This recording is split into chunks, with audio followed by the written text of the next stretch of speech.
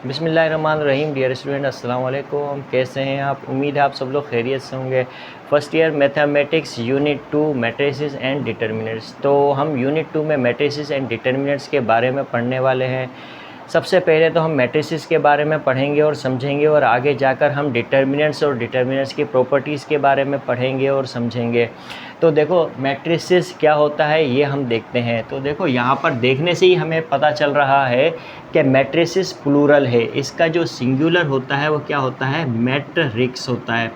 तो matrix singular होता है और मैट्रिसेस प्लूरल होता है। यानी अगर एक मैट्रिक्स होगा तो हम मैट्रिक्स कहेंगे, दो या दो से ज़्यादा अगर मैट्रिक्स होंगे तो हम उसे मैट्रिसेस कहेंगे।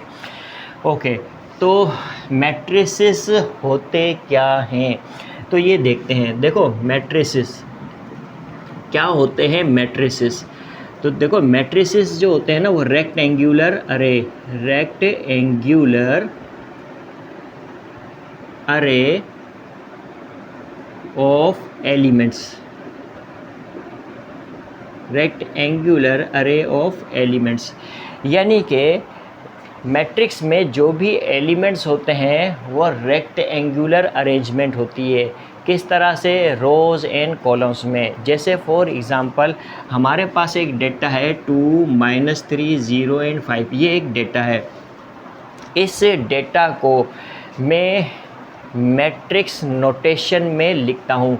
देखो ये क्या है, हमारे पास मैट्रिक्स नोटेशन है। इस मैट्रिक्स नोटेशन में इस डेटा को मैं लिखता हूँ इस तरह से 2, -3, 0 एंड 5।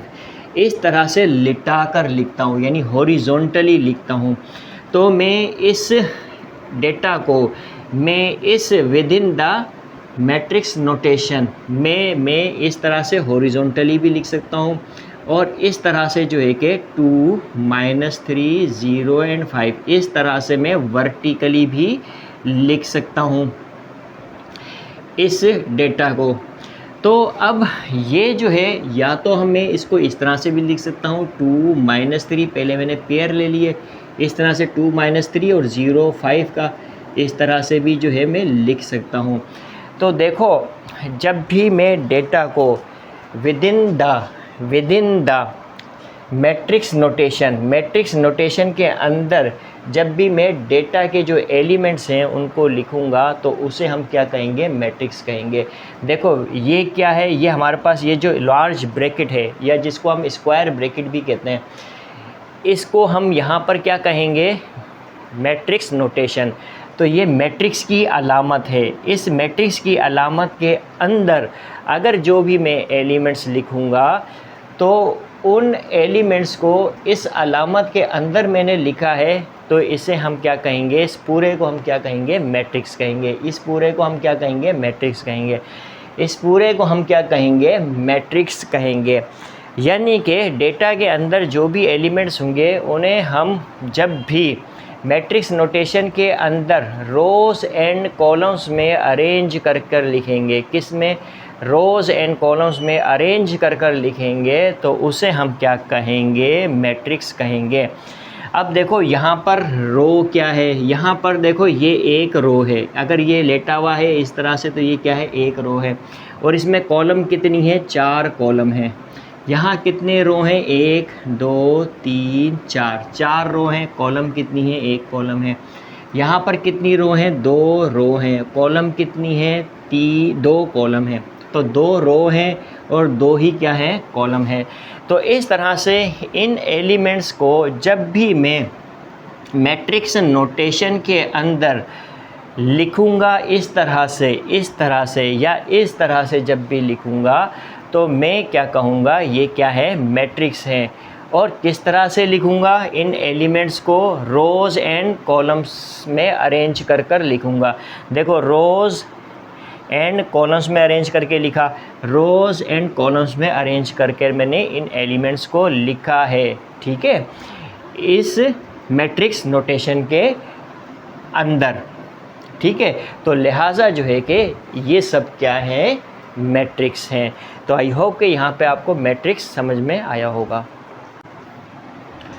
मैट्रिसेस क्या होते हैं, मैट्रिसेस में रोज़ एंड कॉलम्स क्या होती हैं, ये हम अच्छी तरह से समझ चुके हैं। अब हम ऑर्डर ऑफ मैट्रिक्स समझेंगे कि मैट्रिक्स का ऑर्डर क्या होता है। इसे समझना बेहद ज़रूरी है। जितना ज़्यादा हमें मैट्रिक्स का ऑर्डर समझ में आएगा उतना ही ज़्यादा हम मैट्रिक्स पर वर्कआउट कर सकेंगे। तो देखो यहाँ पर सबसे पहले तो मैं आपको बताता हूँ, नंबर ऑफ़ रोज़ को जो है एम से डिनोट किया जाता है। एम से जो है हम नंबर ऑफ़ रोज़ को डिनोट करते हैं और एन से नंबर ऑफ़ कॉलम्स को हम डिनोट करते हैं। ठीक है, ये आपने याद रखना है। यानी m for number of rows and n for number of columns. अब यहाँ पर हम ऑर्डर ऑफ मैट्रिक्स समझते हैं कि किसी भी मैट्रिक्स का ऑर्डर क्या होता है। तो देखो यहाँ पर मैंने एक मैट्रिक्स लिखा, मैट्रिक्स A। इस मैट्रिक्स A में A B C D E and F ये मैंने एलिमेंट लिखे और इन एलिमेंट्स को मैंने अरेंज करके लिखा है। किस तरह से अरेंज करके लिखा है, रोज़ एंड कॉलम्स में। तो अब इस मैट्रिक्स A का ऑर्डर क्या होगा। अब यहाँ पर हम देखते हैं कि इस मैट्रिक्स A में कितनी रोज़ हैं, टोटल कितनी रोज़ हैं, 3 रोज़ हैं, 1 2 3 रोज़ हैं और कॉलम कितने हैं, 2 कॉलम हैं। तो इस मैट्रिक्स A का जो ऑर्डर होगा वो होगा 3/2। क्या होगा, 3/2। इसको पढ़ेंगे किस तरह से, 3/2, ये याद रखना है। अब 3/2 का मतलब ये है कि ये 3 जो है वो क्या है, नंबर ऑफ़ रोज़ हैं और 2 क्या है, नंबर ऑफ़ कॉलम्स हैं। तो m से हम नंबर ऑफ़ रोज़ को डिनोट करते हैं और n से नंबर ऑफ़ कॉलम्स को डिनोट करते हैं। तो इस मैट्रिक्स A का जो ऑर्डर है वो 3/2 है। पहले याद रखना हमने रोज़ लिखनी है, बाद में हमने कॉलम लिखना है। यानी पहला नंबर जो है वो रो को डिनोट करना चाहिए, दूसरा नंबर कॉलम को डिनोट करना चाहिए, ये याद रखना है। ओके, अब जो है एक और जो है कि मैं मैट्रिक्स लिखता हूँ, मैट्रिक्स बी। और मैट्रिक्स बी में मैं लिखता हूँ 2 3 4 5 6 एंड 7। ये मैंने एक मैट्रिक्स लिखा। अब इस मैट्रिक्स बी का ऑर्डर क्या होगा। तो देखो इस मैट्रिक्स बी में नंबर ऑफ़ रोज़ कितनी है, 2 रोज़ हैं, 1 रो 2 रो, तो टोटल कितनी रो है, 2 रो हैं। और इस मैट्रिक्स बी में कॉलम कितनी है, 1 कॉलम, दूसरी कॉलम, तीसरी कॉलम, तो 3 कॉलम हैं। तो इस मैट्रिक्स का जो ऑर्डर होगा वो क्या होगा, 2/3। याद रखना 2 क्रॉस 3 बोलो, 2/3 बोलो, 2 × 3 नहीं बोलेंगे, 3 × 2 नहीं बोलेंगे। अब 2 × 3 बोलने का मतलब क्या है, मल्टीप्लाई कर रहे हैं हम यहाँ पर। ये मल्टीप्लिकेशन नहीं है, ये 2/3 या 3/2 स्पेसिफाइड है। किस लिए, ऑर्डर बताने के लिए, किसी भी मैट्रिक्स का ऑर्डर बताने के लिए स्पेसिफाइड है ये। यानी कि 2/3 का मतलब ये है कि ये जो 2 है ये m को रिप्रेजेंट कर रहा है, यानी कि नंबर ऑफ़ रोज़, और ये जो 3 है नंबर ऑफ़ कॉलम्स हैं। यानी इस मैट्रिक्स का नंबर ऑफ़ रोज़ कितनी है, 2 है, और नंबर ऑफ़ कॉलम्स कितनी है, 3 है। तो ये 2/3 का मतलब ये है। इसी तरह से हमारे पास एक और मैट्रिक्स है, मैट्रिक्स सी। अब मैट्रिक्स सी में मैं कहता हूँ A B C, ये 3 एलिमेंट हैं। अब यहाँ पर इस मैट्रिक्स का ऑर्डर क्या होना चाहिए। अब इस मैट्रिक्स में हम देख सकते हैं नंबर ऑफ़ रोज़ कितनी है, 1 2 3 रोज़ हैं, लेकिन कॉलम कितनी है, 1 कॉलम है, तो लिहाजा 3/1 इस मैट्रिक्स सी का ऑर्डर है। इसी तरह से एक और मैट्रिक्स डी लिखा मैंने, और मैट्रिक्स डी में मैंने लिखा A B C, इस तरह से लिखा। अब इस मैट्रिक्स डी में मैं देखता हूँ इसका ऑर्डर क्या है। तो इसमें देखते हैं हम कि रो कितनी है, 1 रो है, और कॉलम कितनी है, 1 2 3। तो 1 रो है और 3 क्या है, कॉलम है। तो इसका मतलब ये है कि 1/3, पहले रो फिर कॉलम, पहले रो फिर कॉलम, पहले रो फिर कॉलम, पहले रो फिर कॉलम, पहले रो फिर कॉलम। ये याद रखना, अगर आपने पहले कॉलम बाद में रो लिख दिया अपनी मर्ज़ी से तो गलत हो जाएगा। ठीक है, तो इस मैट्रिक्स डी का ऑर्डर क्या है, 1/3। अगर मैं आपसे ये कहूँ एक मैट्रिक्स है ई, और इस मैट्रिक्स ई का जो है कि ऑर्डर जो है वो क्या है, 4/5 है। क्या है, 4/5 है। तो इसका मतलब क्या होगा, इसका मतलब ये होगा कि मैट्रिक्स ई में 4 रोज़ होंगी और 5 कॉलम होंगे। याद रखना, मैट्रिक्स ई में 4 रोज़ होंगी और 5 कॉलम होंगे। इसी तरह से अगर मैट्रिक्स एफ़ है और मैट्रिक्स एफ़ में 6/1। इसका मतलब क्या होगा? इसका मतलब ये होगा कि मैट्रिक्स एफ में 6 रोज़ होंगी और 1 कॉलम होगा। ये आपने याद रखना है, ठीक है। तो इस तरह से हम देखते हैं रोज़ एंड कॉलम्स किसी भी मैट्रिक्स में क्या बताती है हमको? Order of a matrix. यानी कि इस मैट्रिक्स ए में कितनी रोज़ हैं? 3 रोज़ हैं, 2 कॉलम्स हैं, तो इसका जो ऑर्डर होगा 3/2। 2 रो हैं और 3 कॉलम हैं, तो इसका ऑर्डर क्या है? 2/3। इसी तरह से 1 रो है और 3 कॉलम हैं, तो इसका ऑर्डर क्या है? 1/3। इसी तरह से 3 रो हैं और कॉलम कितने हैं? 1 हैं, तो इसका ऑर्डर क्या है? 3/1। तो आई होप कि यहाँ पर आपको मैट्रिक्स का ऑर्डर समझ में आया होगा कि किस तरह से हम ऑर्डर बताते हैं किसी भी मैट्रिक्स का। हमने मैट्रिसेस समझा है, मैट्रिसेस क्या होता है, मैट्रिसेस का ऑर्डर क्या होता है, रोज़ एंड कॉलम्स क्या होती हैं। तो अब हम जो है कि समझेंगे टाइप्स ऑफ मैट्रिसेस। तो टाइप्स ऑफ मैट्रिसेस में हम सबसे पहले समझेंगे रो मैट्रिक्स और कॉलम मैट्रिक्स। तो रो मैट्रिक्स किस तरह के मैट्रिक्स होते हैं और कॉलम मैट्रिक्स किस तरह के मैट्रिक्स होते हैं, ये हमें समझना है। तो देखो, रो मैट्रिक्स नाम से ही पता चल रहा है कि ऐसा मैट्रिक्स जिसमें सिर्फ एक रो हो, ऐसा मैट्रिक्स जिसमें सिर्फ एक रो हो और m नंबर ऑफ़ कॉलम्स हों, तो ऐसे मैट्रिक्स को हम क्या कहेंगे? रो मैट्रिक्स कहेंगे। तो इस रो मैट्रिक्स का जो ऑर्डर होता है वो आपने याद रखना है, यानी कि order of row matrix. Row matrix का आपने क्या याद रखना है? ऑर्डर याद रखना है। तो रो मैट्रिक्स का जो ऑर्डर होता है वो क्या होता है? 1/n होता है। 1/n का मतलब पहले वाला 1 रो को डिनोट करता है, दूसरा वाला जो n है वो कॉलम को डिनोट करता है। इसका मतलब ये होगा कि ऐसा मैट्रिक्स जिसमें रो 1 होगी और n नंबर ऑफ़ कॉलम्स होंगे। याद रखना, ऐसा मैट्रिक्स, रो मैट्रिक्स ऐसा मैट्रिक्स होता है जिसमें एक रो होती है और n नंबर ऑफ़ कॉलम्स हो सकती हैं उसमें। तो ऐसे मैट्रिक्स को हम क्या कहेंगे? Row matrix. जैसे यहाँ पर मैं एग्ज़ाम्पल के तौर पे मैट्रिक्स लिखता हूँ। जैसे मैंने ये एक मैट्रिक्स लिखा AB, ये एक मैट्रिक्स है। इसी तरह से मैंने एक और मैट्रिक्स लिखा 2 3 4। इस तरह से मैंने एक और मैट्रिक्स लिखा अल्फ़ा बीटा गामा, ठीक है। इसी तरह से एक और मैं मैट्रिक्स लिख देता हूँ इस तरह से iota omega omega cube minus omega square. इस तरह से मैंने ये 4 मैट्रिक्स लिखे। अब ये चारों मैट्रिक्स क्या हैं? रो मैट्रिक्स हैं। देखो, इस मैट्रिक्स में कितनी रो है? एक रो है, एक रो है। इसका ऑर्डर क्या है? 1/2, यानी एक रो और 2 कॉलम है। इस मैट्रिक्स का ऑर्डर क्या है? 1/3 है, यानी कि एक रो है, कॉलम कितनी है? 3। ऐसा मैट्रिक्स जिसमें एक रो हो, column n number of column हो सकती हैं, लेकिन रो कितनी होनी चाहिए? एक होनी चाहिए। देखो कितनी रो है? एक रो है, एक रो है, एक रो है, कॉलम कितनी? 2। एक रो है, कॉलम कितनी है? 3। इसी तरह से एक रो है, कॉलम कितनी है? 3। इसी तरह से यहाँ पर भी देख सकते हैं, एक रो है, इसका ऑर्डर क्या है? एक रो है, कॉलम कितनी है? 4। 1 2 3 4, 4 कॉलम है। तो रो एक होनी चाहिए, कॉलम n नंबर्स तक हों बेशक, ठीक है, कितनी हो? n नंबर्स तक हों। कॉलम चाहे कितनी भी क्यों ना हो, लेकिन रो एक होनी चाहिए। ऐसे मैट्रिक्स को हम क्या कहते हैं? रो मैट्रिक्स कहते हैं। इसी तरह से कॉलम मैट्रिक्स, कॉलम मैट्रिक्स का ऑर्डर याद रखो, ऑर्डर ऑफ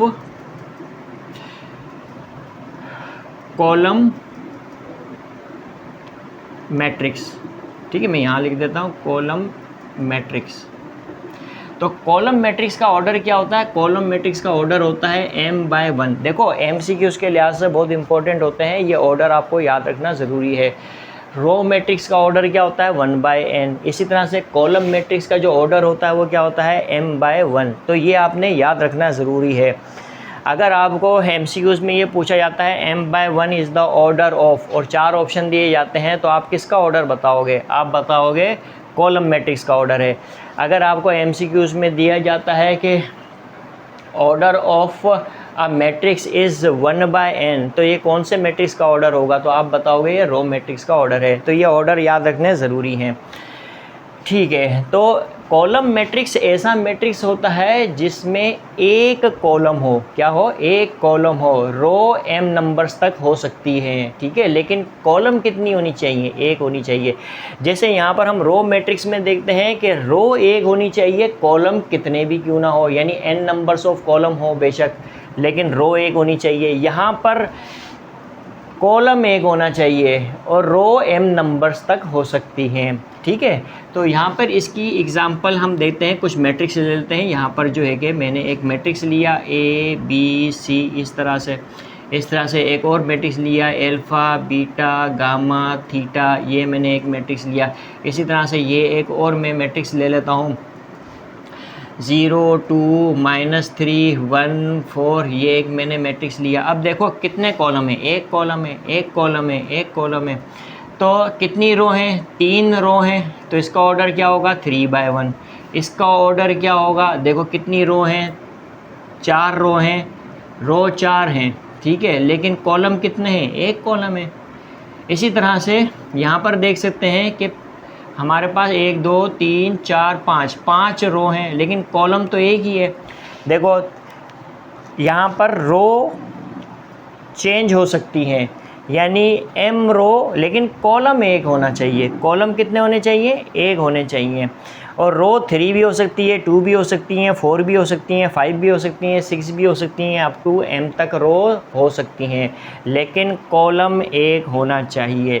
इसी तरह से रो मैट्रिक्स में जो रो है वो एक होनी चाहिए। रो मैट्रिक्स में रो एक होनी चाहिए। कॉलम 2 भी हो सकते हैं, 3 भी हो सकते हैं, 4 भी हो सकते हैं, अप टू n तक कॉलम हो सकते हैं।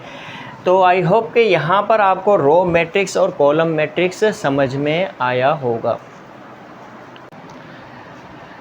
अब हम देखेंगे रेक्टेंगुलर मैट्रिक्स। तो रेक्टेंगुलर मैट्रिक्स किस तरह के मैट्रिक्स होते हैं ये हम समझेंगे। तो देखो, a matrix in which number of rows is not equal to number of columns, यानी किसी भी मैट्रिक्स में रोज़ एंड कॉलम्स की तादाद अगर इक्वल ना हो तो ऐसे मैट्रिक्स को हम क्या कहेंगे? Rectangular matrix.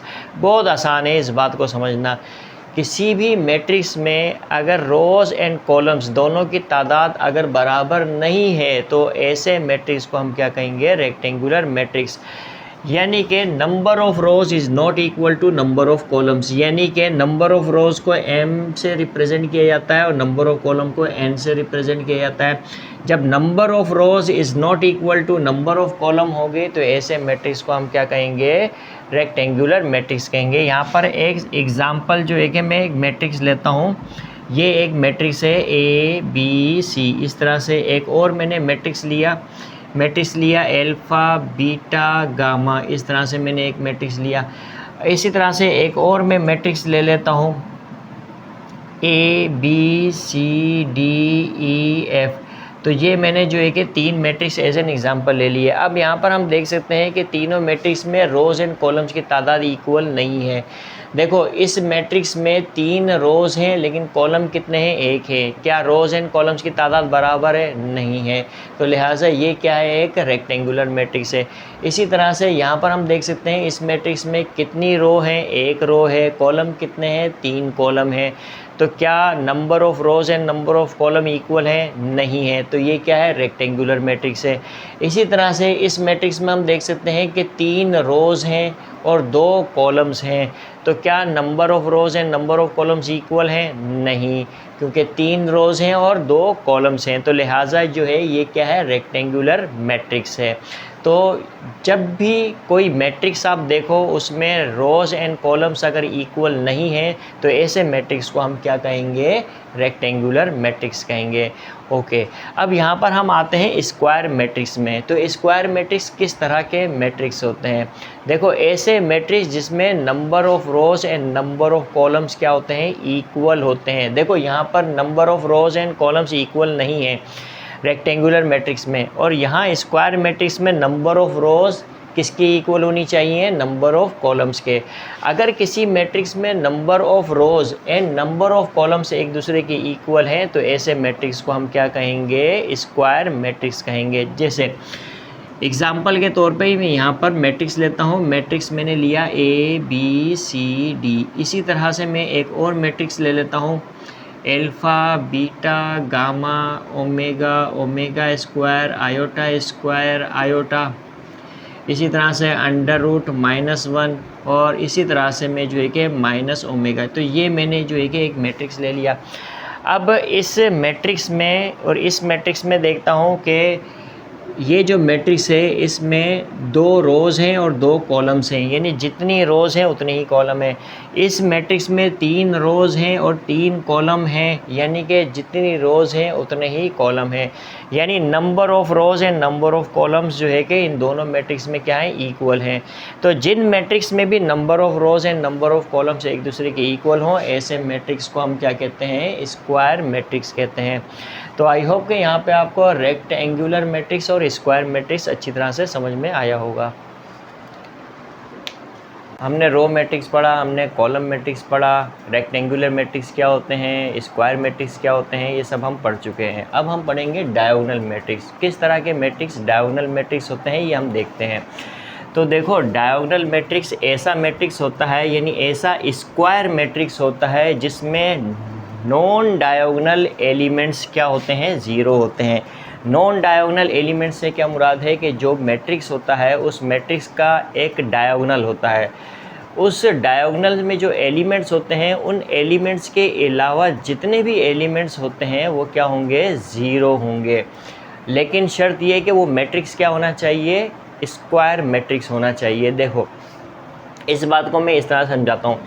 अगर हमारे पास एक मैट्रिक्स है ए और इस मैट्रिक्स ए में मैं एलिमेंट लिखता हूँ। अब सबसे पहले तो इस मैट्रिक्स ए को स्क्वायर मैट्रिक्स बनाऊँगा। किस तरह से, A11 0 0 0 A22 0 0 0 A33। तो ये मैंने एक मैट्रिक्स बनाया। क्या ये मैट्रिक्स एक स्क्वायर मैट्रिक्स है? बिल्कुल, ये एक स्क्वायर मैट्रिक्स है। अब इस स्क्वायर मैट्रिक्स में ये जो एलिमेंट है A11 A22 A33, तो ये जो एलिमेंट्स हैं, ये एलिमेंट्स जिस तरतीब में लिखे हुए हैं, किस तरह से लिखे हुए हैं, ये डायगोनली लिखे हुए हैं। किस तरह से लिखे हुए हैं, ये डायगोनली। तो इन्हें हम क्या कहते हैं, डायगोनल एलिमेंट्स कहते हैं। तो डायगोनल एलिमेंट्स के अलावा जितने भी एलिमेंट्स होंगे वो सब क्या होंगे, ज़ीरो होंगे। ऐसा स्क्वायर मैट्रिक्स जिसमें डायगोनल एलिमेंट्स के अलावा जितने भी एलिमेंट्स होंगे वो सब क्या होंगे, ज़ीरो होंगे। ऐसे मैट्रिक्स को हम क्या कहते हैं, डायगोनल मैट्रिक्स कहते हैं। ये हमें समझ में आई होगी बात। ओके, अगर मैं यहाँ पर एक और मिसाल दूँ आपको, यहाँ पर एक मैं मैट्रिक्स बनाता हूँ बी, और ये जो मैट्रिक्स बी है इसे मैं लिखता हूँ 2 0 0 0 3 0 0 0 -1। क्या ये एक स्क्वायर मैट्रिक्स है? बिल्कुल, ये एक स्क्वायर मैट्रिक्स है। क्या ये डायगोनल मैट्रिक्स है? बिल्कुल, ये डायगोनल मैट्रिक्स है, क्योंकि ये जो हमारे पास डायगोनल एलिमेंट्स के अलावा जितने भी एलिमेंट्स हमें नज़र आ रहे हैं वो सब क्या है, ज़ीरो हैं। तो ये क्या है, एक डायगोनल एलिमेंट है, डायगोनल मैट्रिक्स है। इसी तरह से एक और मैं मैट्रिक्स बनाता हूँ, मैट्रिक्स सी। मैट्रिक्स सी में मैं लिखता हूँ 0 0 0 0 2 0 0 0 0। क्या ये मैट्रिक्स डायगोनल मैट्रिक्स है? क्या ये मैट्रिक्स डायगोनल मैट्रिक्स है? बिल्कुल, ये मैट्रिक्स क्या है, डायगोनल मैट्रिक्स है। देखो, यहाँ पर ये जो हमारे पास क्या है, डायगोनल है। डायगोनल क्या है, 0 2 0, ये डायगोनल है। अब देखो, डायगोनल मैट्रिक्स में जो मेन डायगोनल होता है उस मेन डायगोनल में एलिमेंट्स जो होते हैं, देखो ये हमारे पास क्या है, डायगोनल मैट्रिक्स है।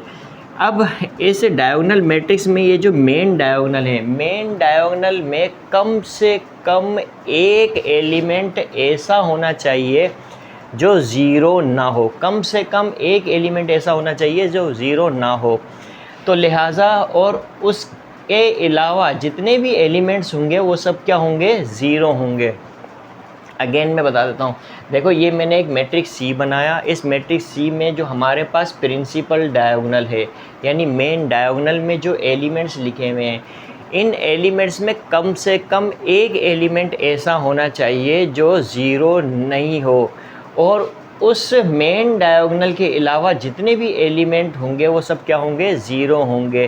तो ऐसा मैट्रिक्स भी क्या कहलाता है, डायगोनल मैट्रिक्स कहलाता है। ये याद रखना है आपने। समटाइम हम देखते हैं कि यहाँ पे प्रिंसिपल डायगोनल यानी मेन डायगोनल में जो है यहाँ पे भी ज़ीरो आ रहा है, यहाँ पर भी ज़ीरो आ रहा है, तो इसका मतलब ये होगा कि ये कोई डायगोनल मैट्रिक्स नहीं होगा। नहीं, ये भी डायगोनल मैट्रिक्स है। तो डायगोनल मैट्रिक्स के लिए प्रिंसिपल डायगोनल में कम से कम एक एलिमेंट ऐसा होना चाहिए जो ज़ीरो ना हो, ज़ीरो के अलावा यानी अदर देन ज़ीरो हो। तो इसका मतलब ये है कि ये भी क्या है, एक डायगोनल मैट्रिक्स है। इसी तरह से मैं एक मैट्रिक्स बनाता हूँ, मैट्रिक्स डी। अब मैट्रिक्स डी मैंने लिखा है 0 0 0 0 0 0 0 0 0। क्या ये डायगोनल मैट्रिक्स है? क्या ये डायगोनल मैट्रिक्स है? तो हम कहेंगे नहीं, ये डायगोनल मैट्रिक्स नहीं है। क्यों नहीं है? प्रिंसिपल डायगोनल में जो है कि सारे ज़ीरो हैं।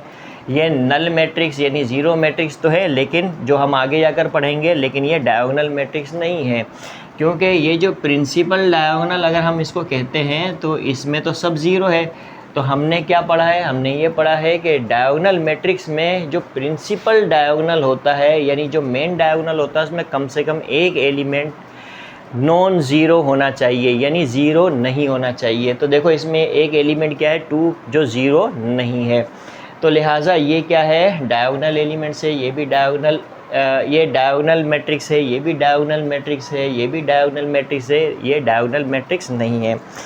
तो डायगोनल मैट्रिक्स क्या को किस तरह के मैट्रिक्स होते हैं? ऐसे स्क्वायर मैट्रिक्स, डायगोनल मैट्रिक्स ऐसे स्क्वायर मैट्रिक्स होते हैं जिसमें प्रिंसिपल डायगोनल के अलावा जितने भी एलिमेंट्स होंगे वो क्या होंगे, ज़ीरो होंगे। ये याद रखना, प्रिंसिपल डायगोनल के अलावा जितने भी एलिमेंट्स होंगे वो क्या होंगे, ज़ीरो होंगे। प्रिंसिपल डायगोनल के अलावा जितने भी एलिमेंट्स होंगे वो क्या होंगे, ज़ीरो होंगे। और प्रिंसिपल डायगोनल में सारे एलिमेंट्स नॉन ज़ीरो हो सकते हैं, सारे एलिमेंट्स नॉन ज़ीरो हो सकते हैं प्रिंसिपल डायगोनल में। देखो प्रिंसिपल डायगोनल में सारे एलिमेंट्स नॉन ज़ीरो हो सकते हैं, या कम से कम एक एलिमेंट जो है कि वो क्या होना चाहिए, नॉन ज़ीरो होना चाहिए, यानी ज़ीरो नहीं होना चाहिए। तो ऐसे मैट्रिक्स को हम क्या कहेंगे, डायगोनल मैट्रिक्स कहेंगे। ओके, तो यहाँ पर मैं एक मैट्रिक्स बनाता हूँ इस तरह से, मैट्रिक्स ई कहता हूँ। अब ये जो मैट्रिक्स ई है, ये मैट्रिक्स ई में लिखता हूँ किस तरह से, 0 0 0 0 0 0 0 0 2। क्या ये मैट्रिक्स, ये जो मैट्रिक्स है, क्या ये डायगोनल मैट्रिक्स है?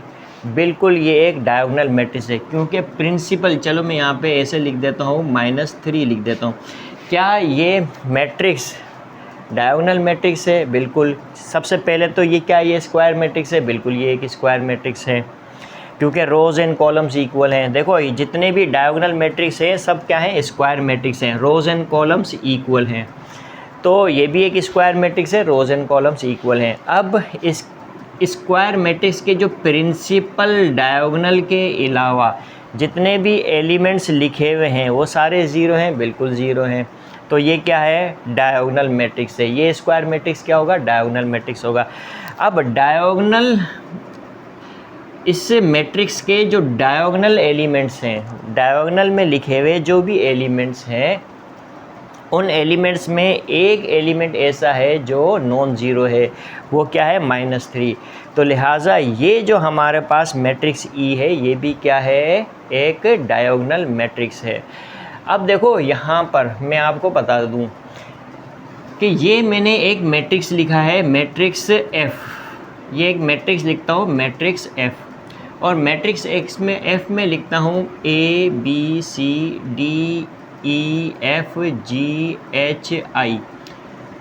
तो ये एक मैट्रिक्स लिखा है मैंने, मैट्रिक्स एफ़। क्या ये स्क्वायर मैट्रिक्स है? बिल्कुल ये एक स्क्वायर मैट्रिक्स है। स्क्वायर मैट्रिक्स की शर्त क्या है, रोज़ एंड कॉलम्स इक्वल होनी चाहिए।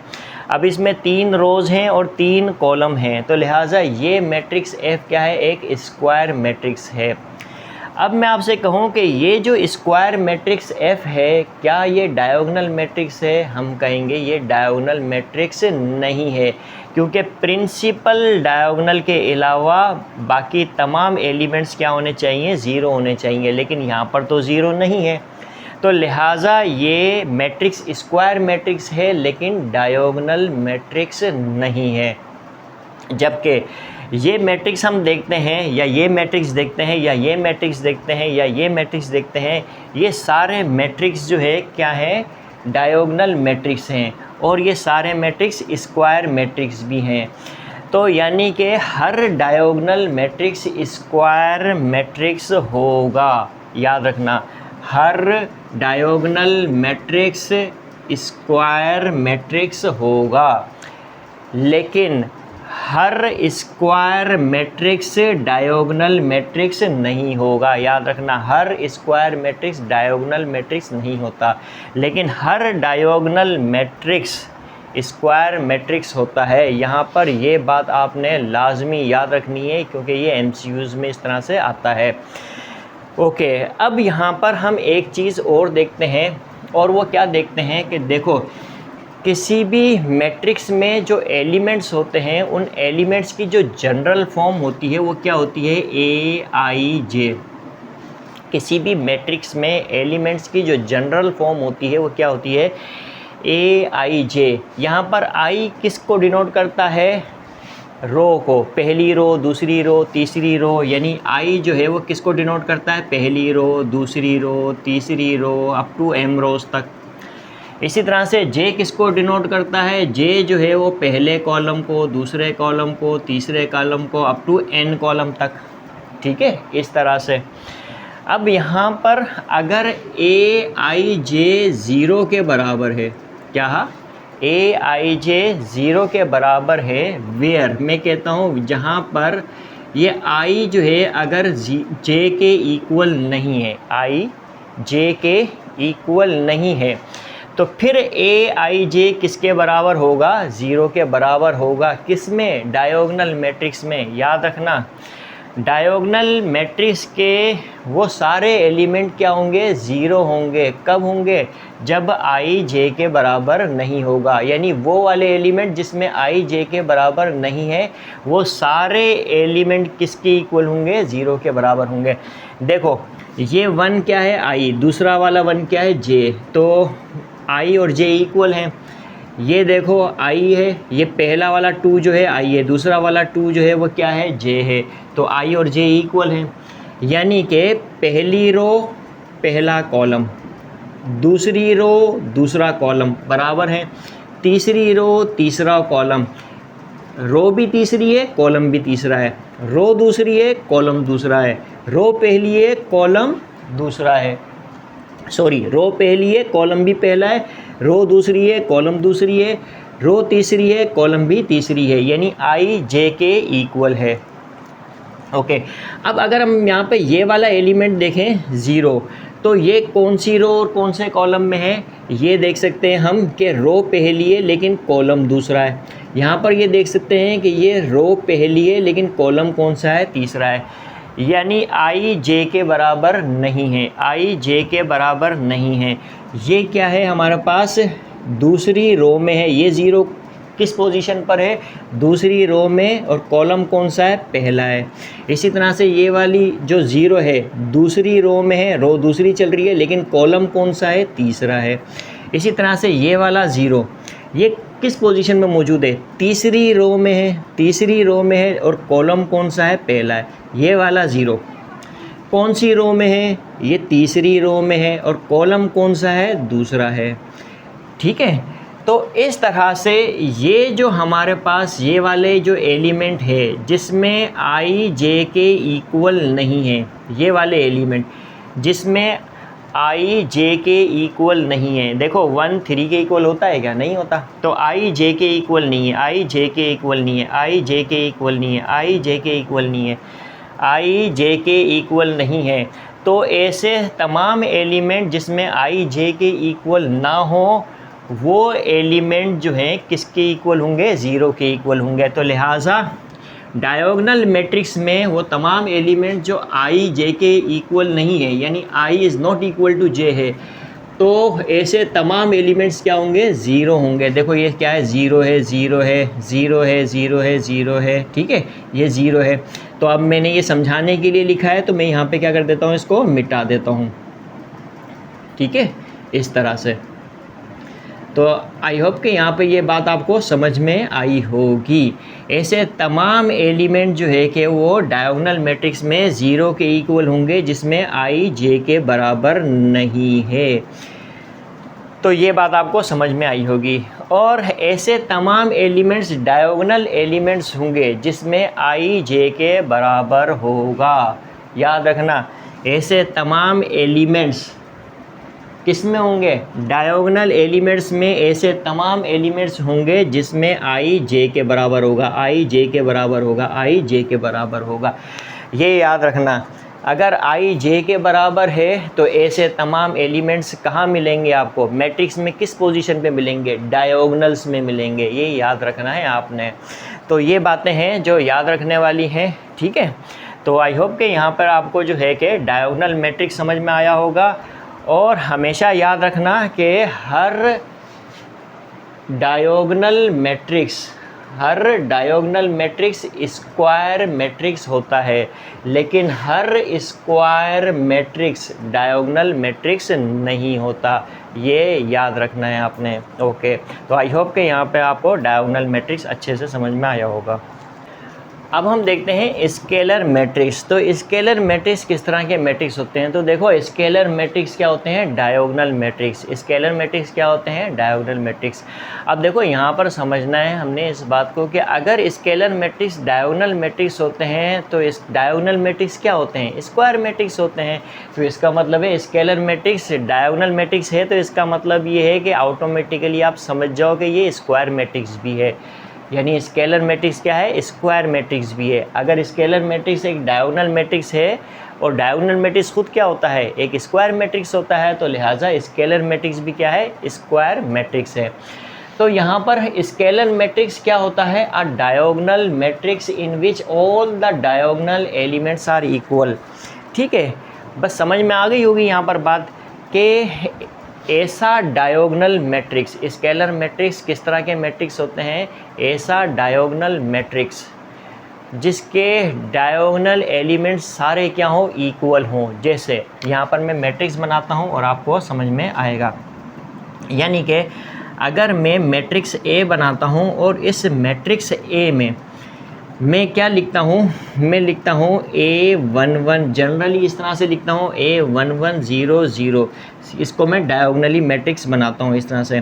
फिर 0 A22 0, फिर 0 0 A33। तो इसमें ये अच्छा, अब ये मैट्रिक्स क्या है, एक स्क्वायर मैट्रिक्स है, रोज एंड कॉलम्स इक्वल हैं। और ये मैट्रिक्स क्या है, एक डायगोनल मैट्रिक्स है। क्या है ये, डायगोनल मैट्रिक्स है, क्योंकि प्रिंसिपल डायगोनल के अलावा तमाम एलिमेंट्स जो हैं कि वो क्या है, ज़ीरो हैं। अब क्या ये मैट्रिक्स ए क्या ये स्केलर मैट्रिक्स है, तो स्केलर मैट्रिक्स होने के लिए किस चीज़ का होना ज़रूरी है कि ये जो एलिमेंट है A11 ये किसके इक्वल होना चाहिए, A22 के इक्वल होना चाहिए। और A22 किसके इक्वल होना चाहिए, यानी कि A22 का मतलब ये है कि इसकी पोजीशन को ज़ाहिर कर रहा है। यानी पहला वाला वन पहला कॉलम, पहली रो पहला कॉलम, दूसरी रो दूसरा कॉलम। यानी ये कहाँ पर मौजूद है, दूसरी रो दूसरे कॉलम में, ये पहली रो पहले कॉलम में मौजूद है। इसी तरह से ये तीसरी रो तीसरे कॉलम में मौजूद है। तो यानी कि ये जो प्रिंसिपल डायगोनल में जो भी एलिमेंट्स है ये तीनों क्या होने चाहिए, इक्वल होने चाहिए। यानी A11 is equal to A22 और A22 is equal to A33। ये तीनों एलिमेंट एक दूसरे के इक्वल होने चाहिए। इज़ इक्वल टू किसके इक्वल होने चाहिए, K के इक्वल होने चाहिए। K यहाँ पर कोई भी स्केलर हो सकता है, यानी K यहाँ पर कोई भी स्केलर हो क्या सकता है, K यहाँ पर कोई भी स्केलर है। ठीक है, ये याद रखना।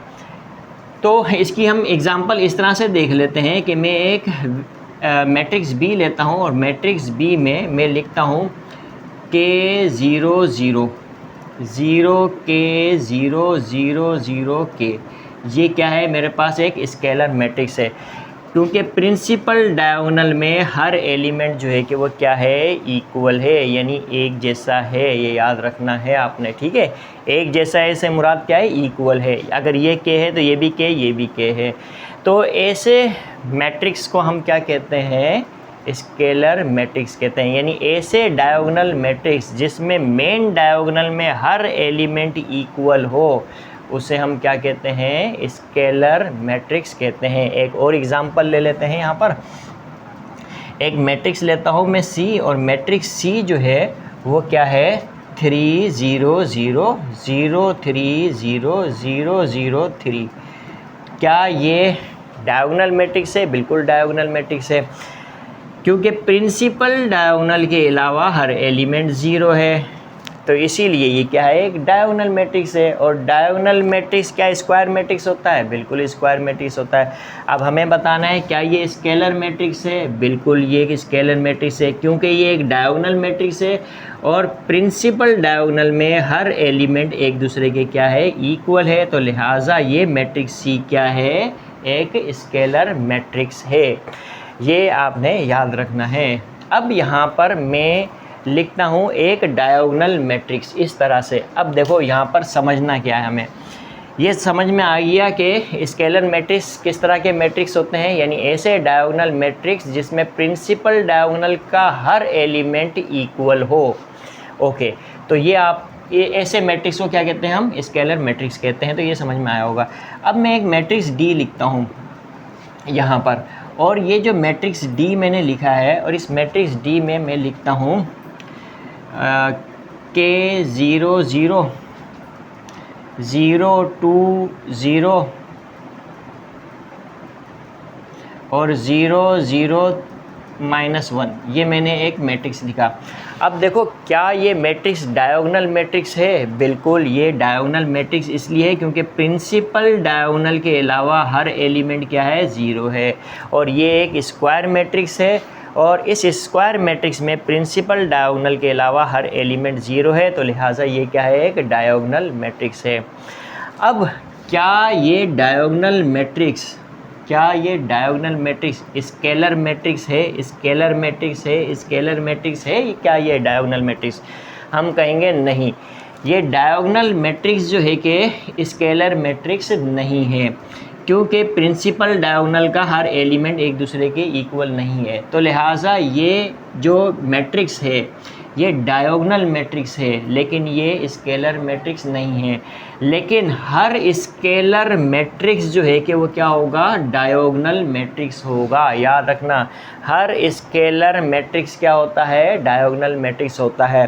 क्योंकि डायगोनल मैट्रिक्स की कंडीशन क्या है, प्रिंसिपल डायगोनल के अलावा हर एलिमेंट ज़ीरो होने चाहिए। प्रिंसिपल डायगोनल के अलावा हर एलिमेंट ज़ीरो होने चाहिए। प्रिंसिपल डायगोनल के अलावा हर एलिमेंट ज़ीरो होने चाहिए। प्रिंसिपल डायगोनल के अलावा हर एलिमेंट क्या होने चाहिए, ज़ीरो होने चाहिए। और मैट्रिक्स क्या होना चाहिए, स्क्वायर मैट्रिक्स होना चाहिए, ठीक है। और स्केलर मैट्रिक्स के लिए क्या है, प्रिंसिपल डायगोनल में हर एलिमेंट इक्वल होने चाहिए। देखो A11 is equal to A22 is equal to A33 is equal to हम के देते हैं इसको, ठीक है। तो ये बात आपको समझ में आई होगी कि हर डायगोनल मैट्रिक्स, देखो ये क्या है, डायगोनल मैट्रिक्स है। अब हर स्केलर मैट्रिक्स डायगोनल मैट्रिक्स होगा, लेकिन हर डायगोनल मैट्रिक्स जो है वो स्केलर मैट्रिक्स नहीं होता। ये बात आपने याद रखनी है। अब हम यूनिट मैट्रिक्स या आइडेंटिटी मैट्रिक्स देखेंगे। तो यूनिट मैट्रिक्स या आइडेंटिटी मैट्रिक्स किस तरह के मैट्रिक्स होते हैं? तो देखो ये एक ऐसे डायगोनल मैट्रिक्स होते हैं जिसमें डायगोनल एलिमेंट्स किसके इक्वल हो, 1 के इक्वल हो। अगर डायगोनल एलिमेंट्स 1 के इक्वल है तो ऐसे मैट्रिक्स को हम क्या कहेंगे, यूनिट मैट्रिक्स या आइडेंटिटी मैट्रिक्स। तो देखो यहाँ पर मैं एक मैट्रिक्स बनाता हूँ, और इस मैट्रिक्स एक ऐसा डायगोनल मैट्रिक्स बनाता हूँ। तो इस तरह से मैं डायगोनल मैट्रिक्स बनाता हूँ कि कि जिसमें प्रिंसिपल डायगोनल किसके इक्वल हो, 1 के इक्वल हो। तो ऐसा डायगोनल मैट्रिक्स जिसमें प्रिंसिपल डायगोनल 1 के इक्वल होता है, तो ऐसे मैट्रिक्स को हम क्या कहते हैं, यूनिट मैट्रिक्स या आइडेंटिटी मैट्रिक्स। ये आपने याद रखना है, ठीक है। तो अब ये आपको समझ में आ गई होगी। अब देखो इसका ऑर्डर क्या है, इसका ऑर्डर जो होता है वो,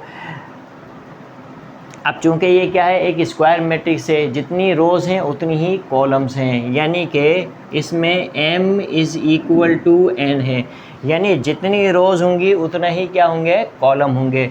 यानी अगर m is equal to n है तो मैं यूँ लिख सकता हूँ, इसका ऑर्डर जो है कि वो क्या होगा, n/n होगा। अब देखो इसका ऑर्डर अगर मैं m/n लिखूँ, मिसाल है, इसका ऑर्डर क्या लिखूँ मैं, m/n लिखूँ, तो m किसकी इक्वल है, n के इक्वल है। तो m की जगह जो है कि मैं n/n लिख सकता हूँ, बिल्कुल लिख सकता हूँ। तो यानी कि इस मैट्रिक्स को, यानी यूनिट मैट्रिक्स को हम किससे डिनोट करते हैं, हम I से डिनोट करते हैं।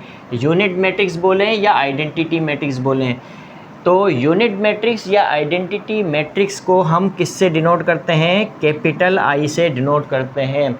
और इसका जो ऑर्डर होगा वो क्या होगा, n होगा। क्या होगा, unit matrix of order n, ठीक है।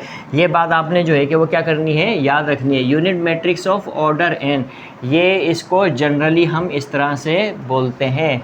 अब यहाँ पर जो है कि क्या है, 3/3 है, तो हम क्या करेंगे कि यूनिट मैट्रिक्स ऑफ ऑर्डर 3, इसे क्या कहेंगे, यूनिट मैट्रिक्स ऑफ ऑर्डर 3। इसी तरह से अगर हमारे पास I2 होगा तो इसका मतलब है कि यूनिट मैट्रिक्स ऑफ ऑर्डर 2, यानी 2/2 का मैट्रिक्स बनेगा। तो किस तरह से बनेगा, 0 1 1 0। तो ये जो एक है हमारा, सॉरी क्या होगा यहाँ पर, 1 0 0 1। तो ये प्रिंसिपल डायगोनल के अलावा हर एलिमेंट क्या है, 0 है। ऑर्डर 2 में भी हम डायगोनल मैट्रिक्स देखते हैं और यूनिट मैट्रिक्स देखते हैं और स्केलर मैट्रिक्स देखते हैं। अब यहाँ पर चूँकि हम फर्स्ट ईयर में ज़्यादातर जो मैट्रिक्स डील करेंगे वो 3/3 के होंगे, तो लिहाजा हम ज़्यादा से ज़्यादा कोशिश करते हैं कि आपको 3/3 में समझाएं। तो यहाँ पर ये जो हमारे पास मैट्रिक्स है ये 2/2 का है, तो ये क्या कहलाएगा, यूनिट मैट्रिक्स ऑफ ऑर्डर 2। इसको पढ़ने का तरीका क्या है, यूनिट मैट्रिक्स ऑफ ऑर्डर 2, और ये क्या है, यूनिट मैट्रिक्स ऑफ ऑर्डर 3। अब यूनिट मैट्रिक्स ऑफ ऑर्डर 3 का मतलब क्या है, ये जो हमारे पास यूनिट मैट्रिक्स है ये क्या है, 3/3 है। क्या है, 3 रो एंड 3 कॉलम हैं इसमें। और ये जो हमारे पास यूनिट मैट्रिक्स ऑफ ऑर्डर 2 है, तो इसका मतलब क्या होगा, इसका मतलब ये होगा कि ये जो यूनिट मैट्रिक्स है इसका ऑर्डर क्या होगा, 2/2 होगा। तो यहाँ से आपको जो है कि ये यूनिट मैट्रिक्स और आइडेंटिटी मैट्रिक्स भी समझ में आया होगा। अब देखो यहाँ पर, अब ये जो यूनिट मैट्रिक्स है ये क्या है, ये जो यूनिट मैट्रिक्स है ये एक डायगोनल मैट्रिक्स है और इसके डायगोनल एलिमेंट्स किसके इक्वल हैं, 1 के इक्वल हैं। अब ये जो तीनों एलिमेंट हैं ये इक्वल है, ये भी 1 है, ये भी 1 है, ये भी 1 है, यानी डायगोनल एलिमेंट इक्वल हैं और किसके इक्वल हैं, 1 के इक्वल हैं। अब क्या ये यूनिट मैट्रिक स्केलर मैट्रिक्स हो सकता है, बिल्कुल हो सकता है। ये यूनिट मैट्रिक्स जो है कि वो स्केलर मैट्रिक्स भी हो सकता है। तो स्केलर मैट्रिक्स की क्या डेफिनेशन थी, स्केलर मैट्रिक्स की ये डेफिनेशन थी कि स्केलर मैट्रिक्स एक ऐसा डायगोनल मैट्रिक्स होता है जिसमें प्रिंसिपल डायगोनल का हर एलिमेंट इक्वल हो।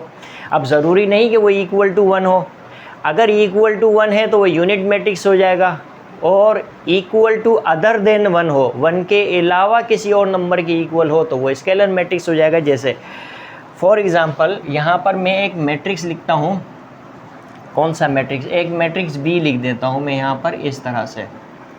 ये मैंने एक मैट्रिक्स बी लिखा और मैट्रिक्स बी लिखा 2 0 0 0 2 0 0 0 2, ये एक मैट्रिक्स लिखा।